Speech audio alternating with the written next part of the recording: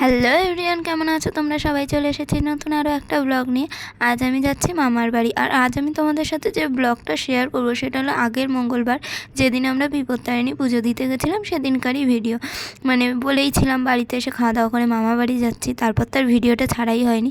তো যাই হোক, মামার বাড়িতে এলাম কেকটাকে নিয়ে, তারপর মা প্রসাদ পাঠিয়েছিল, আরও অনেক কিছু খাবার দাবার পাঠিয়েছিল, সেগুলো নিয়েই এলাম। আর কেকটা নিয়ে আসতে খুব মুশকিল হয়েছিল, একেতে হেলমেট পরে কেক হাতের মধ্যে ঝুড়ি চাপা দিয়ে, বাবা রে বাবা। তো যাই হোক, এসেই আমাদের ছোট্ট চিনিকে কোলে নিয়ে নিলাম। এখন অনেকটা বড় হয়ে গেছে, বসতে শিখে গেছে, ধরে ধরে দাঁড়ানোও চেষ্টা করে। তো যাই হোক, ওকে কোলে নিয়ে একটু আদর ঠাদর করে নিলাম। তারপরে মামি বললো কি যে নে দেখা বোনের বার্থডে রান্নাবান্না কেমন করেছে। আমিও ভাবলাম যে দেখাই। আমার মামার বাড়ি কিন্তু কোনো গ্রাম গায়ে নয়, আমাদের মায়ের বাড়ির থেকে বেশিক্ষণ লাগে না, কিন্তু এখানে প্রচুর গাছপালা লাগানো আছে, মাটির উনুনে রান্না হয়, মানে অনেকটাই গ্রামের ভাইবস পেয়ে যাবে তোমরা। তো মামি এখানে উনুন ধরাচ্ছিল, আর তারপর মামা এসেছিল উনুন ধরাতে। এখানে একটা কাণ্ড হয়েছে, মানে মামা চেষ্টা করছিল কিন্তু হচ্ছিল না। এদিকে মামির রয়েছে তার আজে লোকজন আসবে, তাড়াতাড়ি রান্না না করলে হবে। আর মামা গাছে খোঁজে যে হ্যাঁ আমি পারি না, আমাকে দিলে কি হতো। এইসব তো লেগেই থাকে, মজার মজার খুনসুটি ঝগড়া।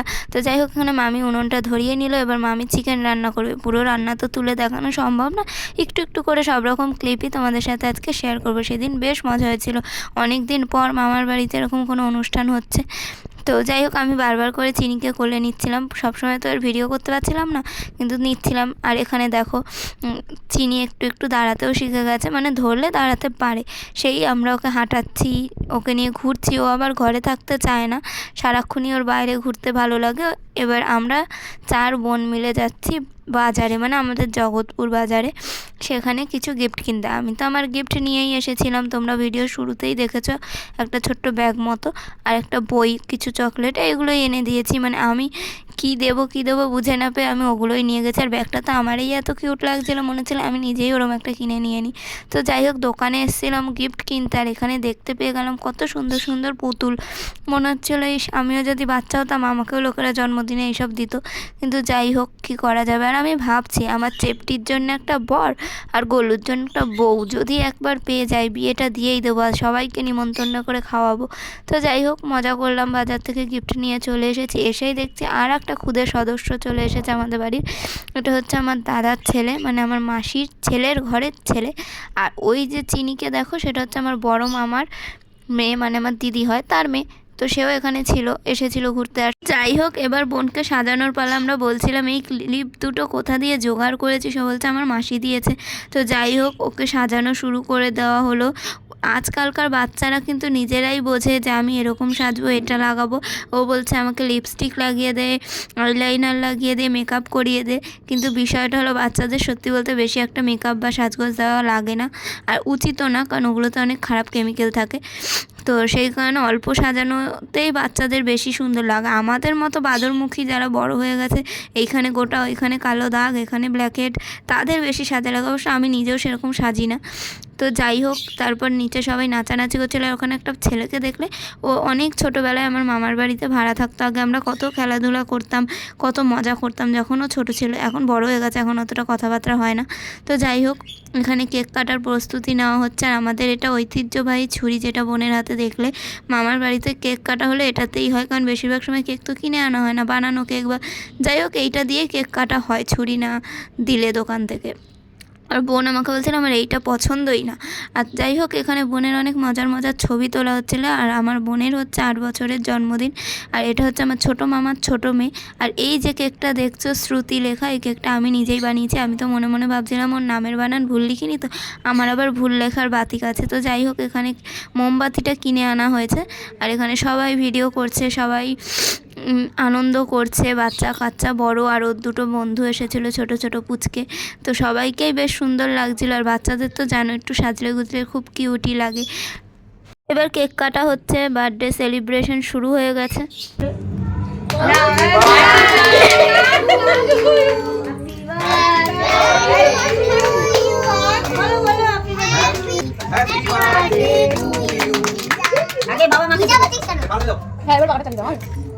এখানে এবার কেক কাটা কমপ্লিট। কেক কাটার পর প্রত্যেকটা জন্মদিনেই বলা হয় আগে বাবা মাকে খাওয়াও। এখানে দিদি কেক খাওয়ানো হলো। ভাই বোনদের মধ্যেও তো একটা আলাদা রকমের সম্পর্ক, বাবা মাকে তো খাওয়ানো হবেই।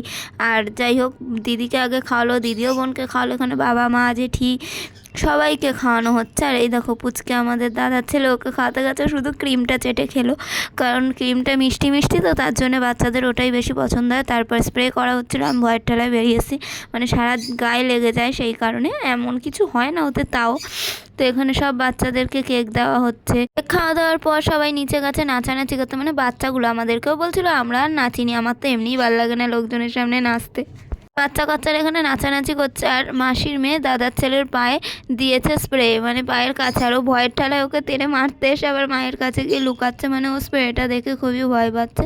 আর এখানে চিনিকে দেখো কি আনন্দ পেয়েছে, একদম খিলখিল করে হাসছে, আর দাঁড়াতে পারে না তবুও নাচার চেষ্টা করছে, নাচে কোনো ক্লান্তি নেই। দেখো কি সুন্দর ডান্স দিচ্ছে আমাদের ছোট্ট চিনি কিউটি পাই। আর এখানে দেখো ওর মাও মাঝে মধ্যে ওকে একটু হেলিয়ে দুলিয়ে নাচানোর চেষ্টা করছিল। তারপর চলে এলাম একবারে খেতে, কারণ বারবার করে সবাইকে খেতে রাখছিল। আর সারাদিন আমি এত খাটাখাটনি করেছি যে ওই 13টা লুচি কখন হজম হয়ে গেছে। যাই হোক, এখানে ছিল মেনুতে ফ্রাইড রাইস, মানে সবই ঘরে রান্না করা, পনির, কারণ অনেকেই আছে নিরামিষ খায়, তো সেই কারণে পনির। তারপর ছিল চিকেন, যেটা খেতে খুবই ভালো হয়েছিল। আর কি বলবো, আমার ছোটো মামি সত্যিই খুবই ভালো রান্না করে, যারা খেয়েছে তারা তো জানে, আর তোমরা জানবে কী করে, তোমরা তো কখনো খাওনি। শেষ পাতে ছিল চাটনি পাঁপড় পায়েস। চাটনি পাঁপড় খেয়েছি, পায়েস তো আমি এমনিও খাই না, এমনকি আমি বার্থডের কেকটাও খাইনি, যেটা নিজের হাতে বানিয়েছি, কারণ আমার মিষ্টি জিনিস খেতে একদমই ভালো লাগে না। নিজে বানাই কিন্তু নিজেই খাই না। সবাই কেক খেয়ে যে প্রশংসা করেছিল, আমার সেটাই খুব আনন্দ লেগেছে, কারণ আমি ভয়ে ছিলাম যে কীরকম না কীরকম হবে। তো বোনের বার্থডেতে খুবই মজা করলাম, সেদিন রাতে ওখানেই থেকে গেছিলাম। তারপর কী কী হয়েছে সেগুলো শেয়ার করবো। সবাই সুস্থ থাকো, ভালো থাকো, আজকের মতো টাটা।